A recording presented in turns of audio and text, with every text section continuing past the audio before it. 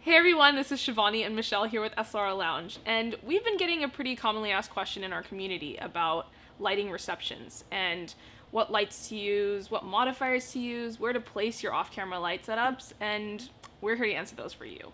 So we're going to try to walk you through this in the order that we do our process. Everything from walking into the scene to assess what the situation is, and then stepping into where to place the lights, what are we going to do with those lights, and then how to adjust our settings and all that stuff. It's going to be fun, hopefully very helpful, and should answer all those questions.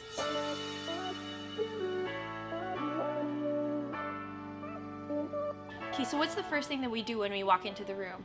We'll assess the situation. We want to take a look at the placement of everything. The dance floor, the sweetheart table, where's all the lighting? Are the up lights already on? Take a look at all of these things and evaluate. The first thing is placement for all of our lights. So when you're thinking about placing your lights, you want to decide whether you want it to be a fill flash or a backlight. So a backlight is going to essentially work as a separation between the backdrop that the couple is against, and a fill light is going to add just a little bit of light into their faces or into the center of the room, your focal point. So placing your flashes in the corners of the room is going to help you out the best here, and place them a little bit further away from people so that they're not actually lighting people that are around where the lights are. So actually, I prefer to put it on the farthest corner, as long as the light, if it's an extremely large room, that might be hard. But you know, a normal size wedding reception room, far corners are pretty good. It's away from a lot of activity. It's away from usually white structures like the DJ's light stand, because if you put it next to light colored things, you're going to light that up even more. So I tend to want to look for a darker corner and then have them face 45 degrees in, like you're saying, like towards the dance floor. Yeah, so place your lights in the corners and then face them towards the center of the room. And in most cases, the dance floor is in the center, so have the lights face into the center of the room. Now, what about placement with the sweetheart table? What is your preference, or what are your thoughts? So sweetheart tables can either be on the stage where the lights could be facing in to fill, or they could be facing the stage. So if the dance floor is in the center and the couple's watching, like, let's just say a performance going on, having your lights at the side of the stage at that point would act as a fill, and having them on the side of the sweetheart table facing the performance or the stage at that point would work as a backlight. So it just depends on which angle you're shooting from, right? And you have to pay attention to that when you're placing your flashes. The other thing to mind is, where is the DJ's lighting placed, and where's your videographer's light if they've got stationary lights. So I like to use theirs already if they exist as fill, and I'll figure out what else needs filling and place my lights accordingly. So now that you've assessed the scene, what's next? You want to match your flashes, your additional light, with the existing light in the room. So most of the time, these reception ballrooms have that weird tungsten, nasty looking yellow, It's orange. It's nasty, is what it is. But you want to match so that you're not mixing light, right? So the easiest way to do this is to add a CTO, or color temperature orange gel, onto your on-camera flash and to all of the other flashes in the room. Now, CTO gels come in full, 3/4, half, all that fraction stuff. Just pick the full CTO gel and put that on all your flashes. Now, there are the rare situations, rare for me anyway, where the ballroom doesn't have that orange, and they might have some daylight balanced lighting, or maybe you're shooting outdoors, in which case your scenario is going to be very cool. So, you know, don't put the CTO gel, otherwise you're going to mix it all up really bad. And then don't forget to set the white balance on your camera too. Okay, so on to step 3. We've already placed our flash, we have color balanced with our existing light. Let's talk about modifiers. On my on-camera flash, I like to put either a diffuser or a bounce card, depending on my situation, depending on what I have. If you're working with off-camera lights, you don't really need a diffuser, right? Because they're so far in these corners. But if you wanted a little bit of control and less spill, then you could grid these flashes. And this is just a preference, it's not something you have to do, but it's gonna help you a lot with light spill. It's also really good for directional control, but again, it's a nice to have, not a must have. Okay, so now we're on to step number 4, and this is the trial and error phase. It's a combination, it's a balancing act actually, between my light controls and then my camera controls. Now, I've got an on-camera flash on my camera. I think that makes sense. And that means that my shutter speed has to be at 200 or lower because of that on-camera flash. but I can also dial in my lighting power. So my off-camera flash, I usually like to keep at 1/32 of a second, and my on-camera flash, matter of taste, I like to keep between a 16th or 1/32 of a second as well. So this is all going to be based on after you've assessed your situation and seen what kind of ceilings you have or what available light there is in the room.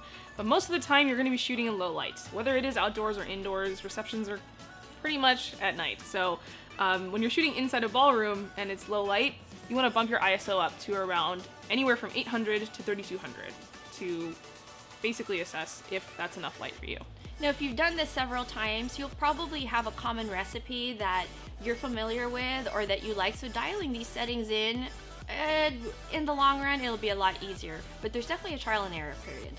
So speaking of ceilings and walls, you want to use ceilings and walls to bounce light off them because they're going to be a really large light source. They essentially work as a V-flat. So make sure that your ceiling is white or a light color because you don't want to be bouncing off of bright red or bright pink or something that's going to give you a horrendous light on your subject's face. Yeah, because don't forget that whatever you hit will bounce back that color. But I have a story. There's this one reception place that kills me every time. They've got these white patches in the ceiling in between giant areas of black. So depending on where I stand, because my light is bouncing up on the ceiling, I'll have dark spot, light spot, dark spot, light spot. It kills me. It's just not even fun. So make sure you're paying attention to where you're bouncing your light. So tip number 6, and your last step for prepping your lighting for the room, is talking to the DJ. And no, not about what songs you want to request for the rest of the night. I want 80s while I'm practicing. No? Yes! But actually talking to the DJ and asking them what type of light setup they have for the night, especially spotlights or LEDs, those little green dots running all over people's faces, or the disco balls, whatever it is. Make sure that you talk to them and understand and prep for when there's a grand entrance or when there's speeches, whatever it is, so that you know. Okay, but Ships, what if you actually do have one of those really powerful spotlights coming in and following your couple? What do you do? So the fastest and easiest way to solve this problem is to bump up your flash power, your on-camera flash, and lower your ISO. So you're cutting down the ambient light and you're adding in white flash, basically bouncing off of wherever you're bouncing it. Just don't forget that test shot, okay? You might be blowing out your subject. On to tip number 7. Where do you stand in relation to your subject? So let's use the example of toast. So the couple is on stage and there's someone giving a speech just maybe to the right of them, in front of them, and they're talking to each other. So depending on where you're shooting, either the subject speaking or the couple, there might be a light that's flaring into your camera because of where you placed your lights. And you want to make sure that you are standing in a place where you can avoid that happening. Or let's segue into tip number 8, which is controlling the lights from your hand. So there's a lot of tools out there, everywhere from the more expensive flashes that give you full control on your flash to turn on and off all your off-camera flashes, or you can even get triggers that you can mount onto the camera that'll give you control to turn those things on and off. Because then, as you're saying, you can either choose to use something as a backlight or a fill light, depending on where you're standing. Okay, down to the last 2 tips here, 9 and 10, and now we're walking into the fun stuff that Shivani likes. It's all the tricks. So if you wanted to try something a little bit more creative, if you're just so used to getting that standard shot of someone speaking, add a little bit of bokeh in your shot, right? So take some LED lights, some foreground lights, and put them just in front of your 7200. Any telephoto lens would work for this. And dangle them so that they're not covering your subject's face, so just kind of framing them perfectly. And test that out, and it's actually super, super interesting and so much different than any other shot you're gonna get. Now, if you don't want to carry around Christmas lights in your bag, you can also try to look for a glass or some candles, something on the tables that exist in the environment that you can use to shoot through as well. You should get something similar. So on to my favorite part of the night, dance floor. Dance floor? Do you like to dance? Wow. Sorry, keep going. So it can be really hard to shoot dance floor, right? There's so much going on, there's so much movement, and they cut the lights, and it's just so hard sometimes. It gets crowded. Yeah, and gosh.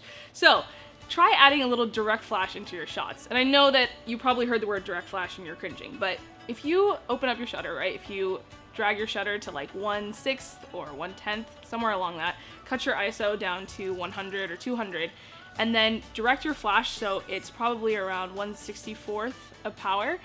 then you're gonna get this super cool shutter drag look of whip panning across the floor. And it's gonna freeze your subjects so they're gonna be completely still. This is Shivani's favorite because it really does capture motion. It makes it fun. It's just something fun to try, a creative look that you might want to insert into your portfolio. And it also helps if the dance floor is super empty because it makes it look like there's like a bunch of action and fill up the dance floor with lights. Okay, so before we wrap this up, there's one thing that we kind of forgot to cover, actually we glossed over. All of our flashes that we've talked about are actually sitting in manual setting as opposed to ETTL. But the choice between ETTL and manual setting is a large enough topic that we're gonna have to cover that another time. Now, this is just 10 tips out of so much more that we could say about wedding reception and actually wedding photography in general. So hold your breath, we've got some fun stuff coming up. Our wedding workshop series is an all-encompassing course that covers communication and planning with clients all the way up until the wedding reception, and you do not want to miss this. So be on the lookout for that in the SL Lounge store and in SL Lounge Premium subscription. And if you want more info on that, there should be a link down there, so check that out. Exciting stuff. So I guess that's it for now, and we'll see you guys next time. Bye! Alright, Okay. Alright. So then you're starting then, yeah? And wait, there's more! Hair growth product, so you can look like Shivs. Just go with the flow with me, okay? I'll help balance you out. I'm not an improvisation actor. Okay. Don't do it. So now on to my favorite part of the night, dance floor. So, because you like to dance. It's supposed to be a mild giggle, not a take over your body. Sorry. Okay, hold on. Dance break.